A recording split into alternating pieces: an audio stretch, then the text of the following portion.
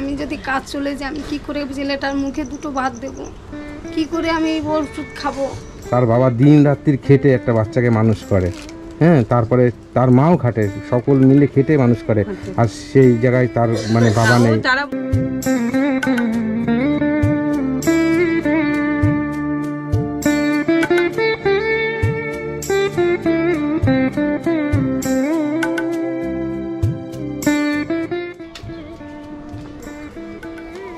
ভালো আছেন দিদি?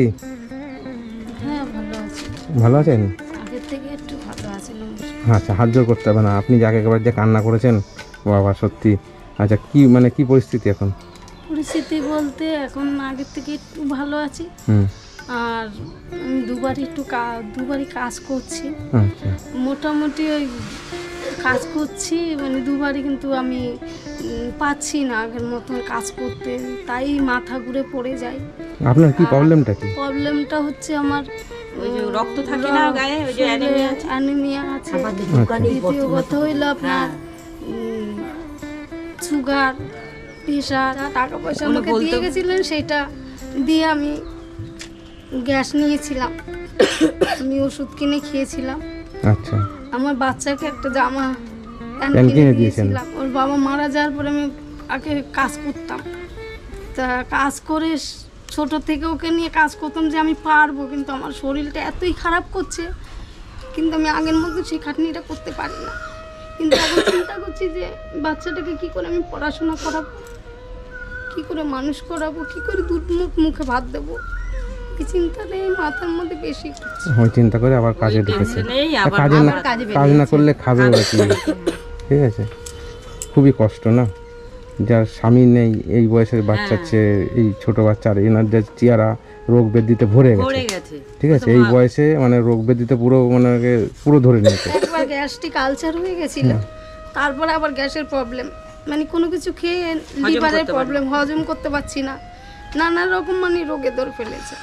এখন আমি যে কাজ করব, কাশি হয়েছে ছেলেকে। হ্যাঁ, ও কদিন ধরেই কাশছে। ও তো ডাক্তার দেখাইছেন? না, ডাক্তার স্বাস্থ্য কেন্দ্রতে দেখিয়েছি। দেখেছেন? কি বলে ডাক্তার? ডাক্তার বললো সর্দি কাশির ধাজ আছে, গলা প্রবলেম হয়, গলা এখানটায় টনসিলে ফুলে গিয়ে আলাজিব্বাটা যে আছে না, ওইটা যেরকম জ্বর হয়ে যায়। বলছিল ভালো ডাক্তার দেখাতে, কিন্তু আমার ক্ষমতা নেই।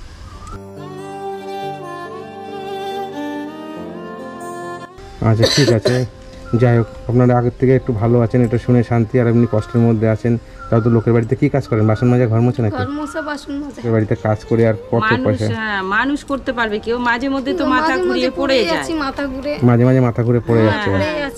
অসুস্থ দুদিন কাজে না গেলে তো ছাড়িয়ে দিয়ে অন্য জনাকে রাখবে, তখন ওকে রাখবে, ওই ব্যাপারে আমি চলবো, সেটাই টেনশন। ছেলেটাকে মানুষ করবে কি করে, ওইটাই মাথায় ঘোরে সব সময়, চিন্তা করে না। অতিরিক্ত মানে টেনশন হয়, আমি যদি কাজ চলে যাই আমি কি করে ছেলেটার মুখে দুটো ভাত দেব, কি করে আমি ওষুধ খাবো, মানে যদি পয়সা না থাকে আমি কি করে ওষুধ খেয়ে বাঁচবো? সে তো অবশ্যই ওষুধ খেতে হবে, খাবার খেতে হবে, খাবার না খেলে বাঁচা যাবে না, ওষুধ না খেলে শরীরে প্রবলেম হবে, সব দিকেই তো জ্বালা। কি করবেন এই অবস্থায়? মানে ওর বাবা ছিল, তাও একটু ভালো মন্দভাবে চলেছেন, ঠিক আছে, খেয়েছেন। এখন এই বয়সে যদি বাবা হারা, আর আপনি হচ্ছে আপনার স্বামী নেই এই বয়সে, সত্যি খুবই কষ্টকর জিনিস। মানে ভাবা যায় না যে কি বলবো, আমার নিজের কোনো ভাষা নেই যে আপনাকে কীভাবে বলবো কথাটা, বুঝতে পারছেন? যাদের এরকম পরিস্থিতি হয়েছে তারাই বোঝে একমাত্র কতটা কষ্টকর এইভাবে চালানো এখনকার যুগে। যে একটা বাচ্চাকে একটা মা মানুষ করা, একটা তার বাবা নেই, সে বিশাল অবস্থা। তার বাবা দিন রাত্রির খেটে একটা বাচ্চাকে মানুষ করে, হ্যাঁ, তারপরে তার মাও খাটে, সকল মিলে খেটে মানুষ করে, আর সেই জায়গায় তার মানে বাবা নেই, তারা মন তো মানুষ করতে পারে না, তাও মনের মতন মানুষ করতে পারে না। আর এই কষ্ট করে এই দুবারিতে বাসন মেজে কতদিন আর মানে কিভাবে পারবে? আর ওনার শরীরের অবস্থা মাঝে মাথা ঘুরে পড়ে যায়।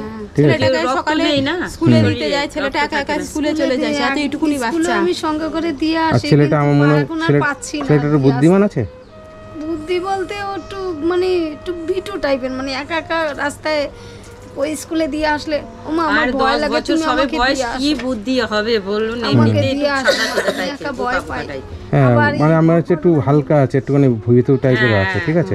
যাই হোক, একা ছাড়বেন না, এখন কাছে দিনকাল পড়েছে, বাচ্চা কাচ্চা তো একা একা স্কুলে ছাড়বেন না, কারণ এই বয়সে কেউ কোনো বাচ্চা কাচ্চা ছাড়ে না, ঠিক আছে।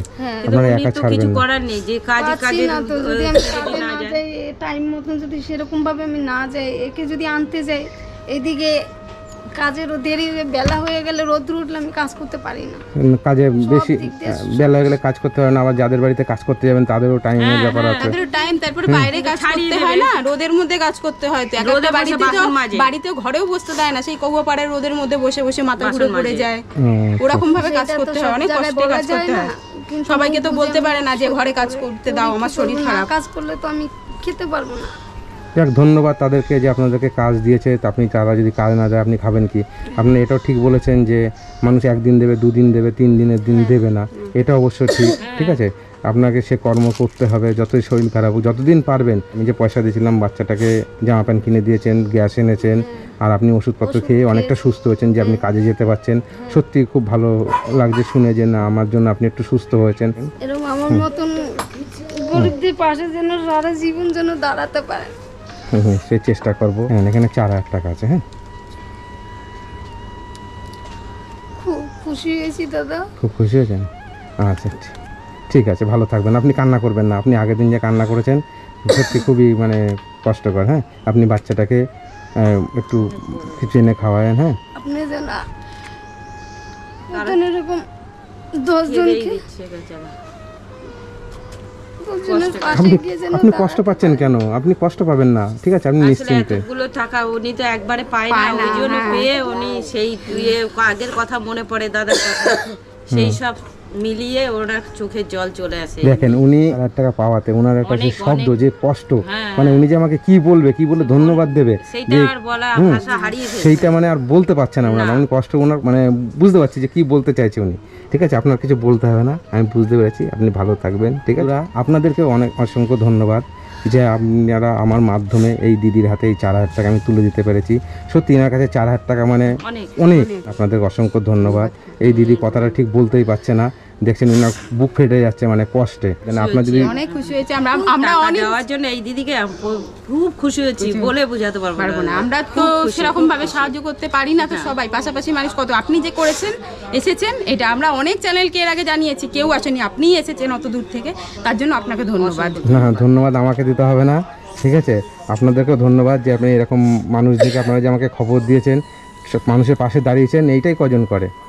হ্যাঁ, আমার পাশে এরা না পাশে যদি এরা না থাকতো, আমাদের দিয়ে এই দাদাকে দাও বেশি। হ্যাঁ, দাদাকে আমরা তো শুধু দেখেছি, উনি তোমার পাশে দাঁড়িয়েছে, এই দাদাই করেছে, আমরা কি করতে পেরেছি? দাদা আমরা শুধু দেখেছি, দাদাকে আপনাকে জানিয়েছি, উনি যে অত দূর থেকে ছুটে এসেছেন, পাশে এসে যে অত দূর থেকে এসে সাহায্য করেছেন, আমার পাশে দাঁড়িয়েছেন, আমি এতে খুব খুশি।